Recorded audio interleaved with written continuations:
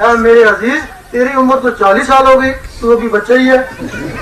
ادھر فرشتوں کو حکم ہوتا ہے کوئی شخص جب 40 سال کا ہو جائے تو اس کی کتاب میرے پاس لانا تاکہ میں اس کو نوازوں.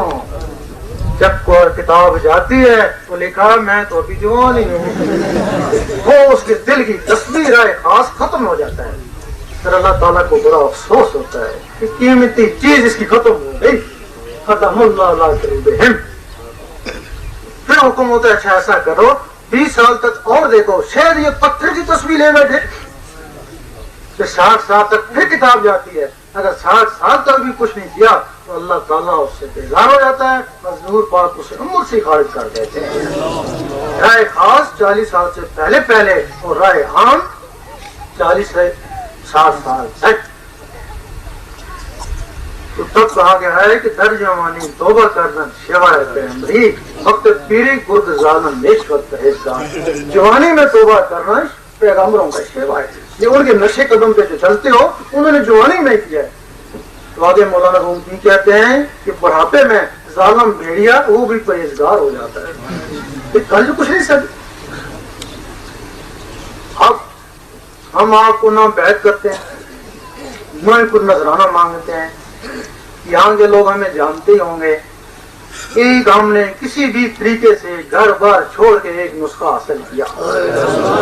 ہم کہتے ہیں کہ باقی بھائی بھی نسخہ حاصل کریں, فیض حاصل کریں. دیکھیں کہتے ہیں رب بہت دور ہے, جب ہم کہتے ہیں نسخہ مل گیا تو کہو گے رب ہمارے اندر ہے.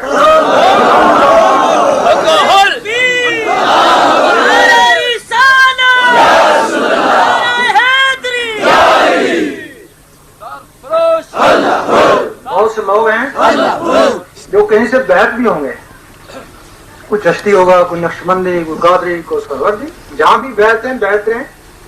فیض کئی جگہ سے حاصل کر سکتے ہیں. لال شہباز رحمۃ اللہ, ابراہیم قادری مرمندی رحمۃ اللہ سے بیعت تھے. فیض کے لیے صدر اندی رحمۃ اللہ کے پاس ہے سکھر میں. وہاں بیعت تھے, وہاں کیوں آئے, وہاں فیض حاصل کیا. مرشد وہی تھے. وہاں سے پھر چلے تو ملتان بہاول زکریہ ملتانی رحمۃ اللہ کے پاس آئے, وہاں سے فیض حاصل کیا. وہاں سے فیض حاصل کر کے آگے چلے گئے بولی کلندر رحمۃ اللہ کے پاس, پھر ان سے جا کے فیض حاصل کیا. پھر جب مڑ کے آئے تو سب کے سردار ہو گئے. اس وجہ سے فیض حاصل کرنا کوئی بری بات نہیں. مقصد رب کو پانا ہے, شخصیت کو پانا مقصد نہیں ہے, مقصد رب کو پانا ہے. یہ بیعت کس کو بولتے ہیں؟ بیعت کا مقصد ہے اپنے آپ کو بیچ دینا. بھئی جو آدمی کام کر سکتا ہے خود کر سکتا ہے, اس کے لیے کیوں بکتا ہے؟ اگر تم گاڑی رکھ سکتے ہو تو بکنے کی کیا ضرورت ہے؟ نماز پڑھ سکتے ہو, روزے رکھ سکتے ہو, تہجد پڑھتے ہو, تلاوتیں کرتے ہو. وہ لوگ بھی تہجد پڑھتے دیکھا ہے, نمازیں پڑھتے ہیں, جو بیعت کو مانتے ہی نہیں ہے. تو پھر تم نے اپنے آپ کو کیوں بیچا؟ اس کام کے لیے بیچا جو تمہارے بس میں نہیں تھا.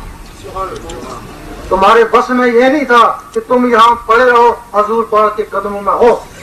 تمہارے بس میں یہ نہیں تھا کہ تم یہاں سوتے رہو, تمہارا دل اللہ اللہ کرتا ہے. اگر بیعت ہو کے بھی یہ چیز میسر نہ آئے, بیعت بیکار ہے. آپ 1000 جگہ بیعت ہوں, آپ کو یہ چیز میسر نہیں تو بیکار ہے. اگر ایک بھوکے ننگے پیاسے یہ چیز میسر ہو جاتی ہے تو ان 1000 سے بہتر ہے. مقصد آپ کو پانا ہے, شخصیت کو پانا مقصد نہیں. ہمارے ہاں یہ رواج ہے,